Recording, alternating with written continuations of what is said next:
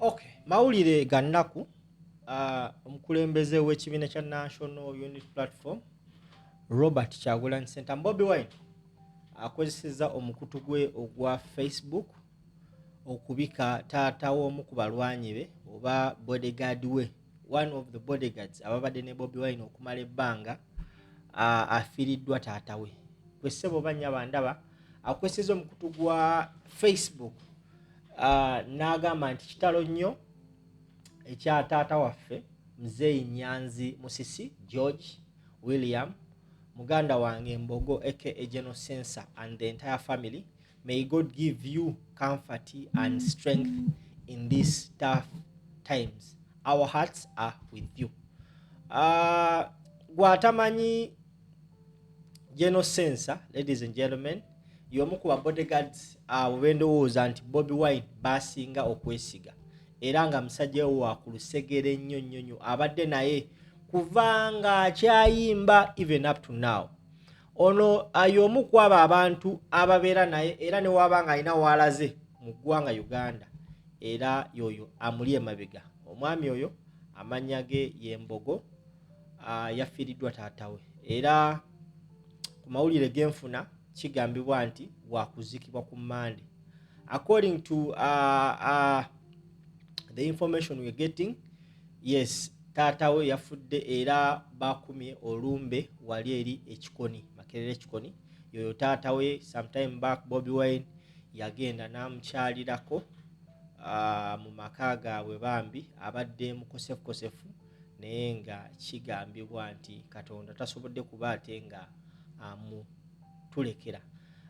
Death announcement. A+ Funeral Service Management, on behalf of the family of the late Musisi George William Nyanzi of Makerere Chikoni, with deep sorrow announce the death of their beloved father, Mr. Musisi George William Nyanzi, which occurred on Saturday, 2nd May, at Uganda Cancer Institute in Mulago. Yafudde cancer. Kyannaku nnyo nno abantu bangi kati batandise okufa cancer. The rate and the number of people dying of cancer is accumulating at a very high speed.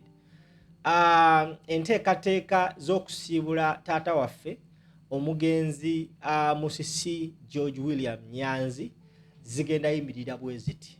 Njagala owulirize n'obwegendereza ate oleme kubanga okola bulanda oba mistake. Bagamba nti there will be a vigil today, 2nd May, that was yesterday. Wabaddeyo vigil wali eri ekikoni Makerere at his home mu makage okutandika ne mass, babaddeyo mass. Then olunaku olwaleero the body will leave for church service tomorrow kumakya bakedde mu church Nankulabye. Then bagenda ku oluve ku church Nankulabye basimbudde bagenze ebuwaya Kasanje. Burial will take place on Monday, olunaku olw'enkinaku z'omwezi nga nnyo omwezi guno gwe nyini in Buwaya Kasanje, with the funeral mass starting ssaawa 4 ez'okumakya. Informed relatives, friends and in-laws. For more information bagamba gwe wonna yagala okumanya ebisingawo ojja kuba ku simu ya 0706 78 9931 kugenda okuba ng'oyita era post eno epostingiddwa Robert Kyagulanyi Ssentamu Bobi Wine, omukulembeze wa National Unity Platform ate nga ye mukama wa General Sensor. Kugambi General Sensor y'omu ku abo ba bodyguards Bobi Wine I believe basinga okwesiga era nga ndowooza y'omu ku bantu abatono abasobola okumuwa ekintu n'akinywa oba n'akirya nga takyekkaanyizza. Abadde musajja we okumala ebbanga era I have no doubt nti amwesiga with all his life. He is a very quiet person. Yes, musajja wa mirerembe, musajja musirise, tayogera nnyo, tavaavaamu bigambo naye wabeera ku mulimu aba ku mulimu. Ye musajja gw'otasobola kunyigira mu ttooke. Yes, a ghetto boy abaddengawo ku lw'enkyukakyuka and I strongly believe bannankyukakyuka we owe this gentleman okumubeererawo mu mbeera yonna. Ayina akanamba ke, osobola omukubirako, osobola omunoonyaako, osobola omuweereza obubaka bonna, because I know some of us, it's not easy. Si kyangu okuyita mu mbeera ng'ofiiriddwa taata. Yes, si kyangu nnyo. I've seen friends that have lost their fathers, ne basigala nga bakyukidde ddala mu butuufu ng'abeerawo ng'alowooza ku taata we. Now this gentleman has lost his dad.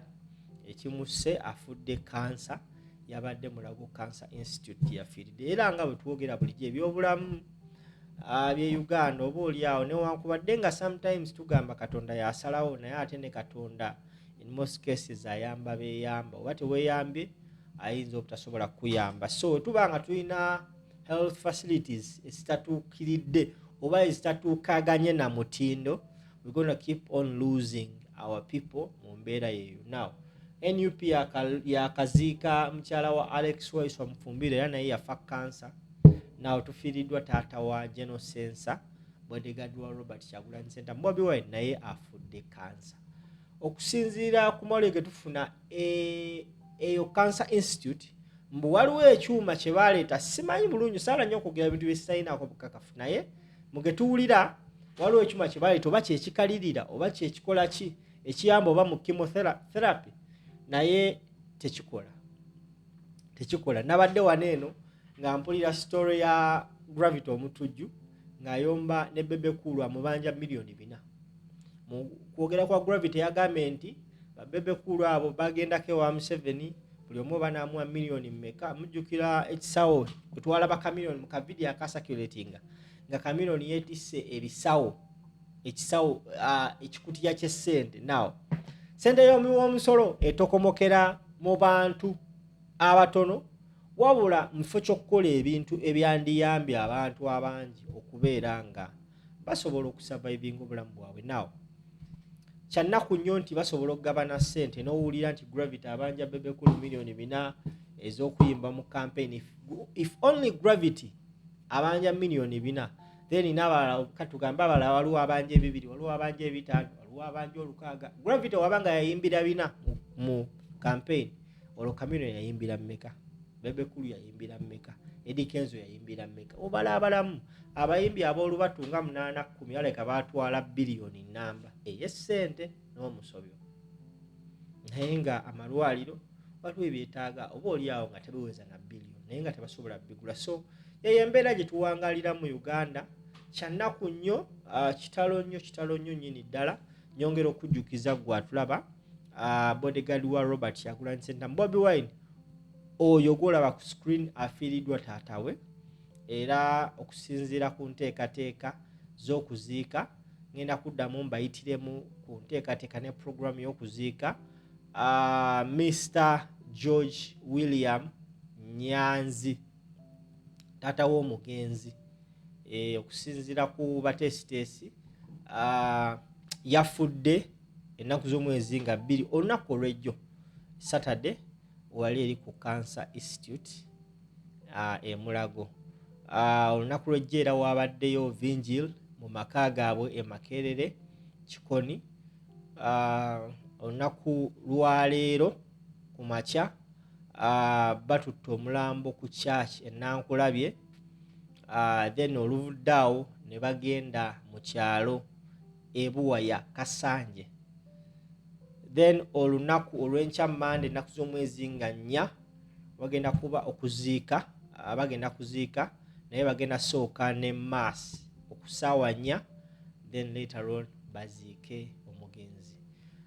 For more information enamba gy'olina okubako 0706789931 osobola okuba nga omanya ebisingawo, ate nga bwe tuwerekera taata wa muganda waffe General Sensa.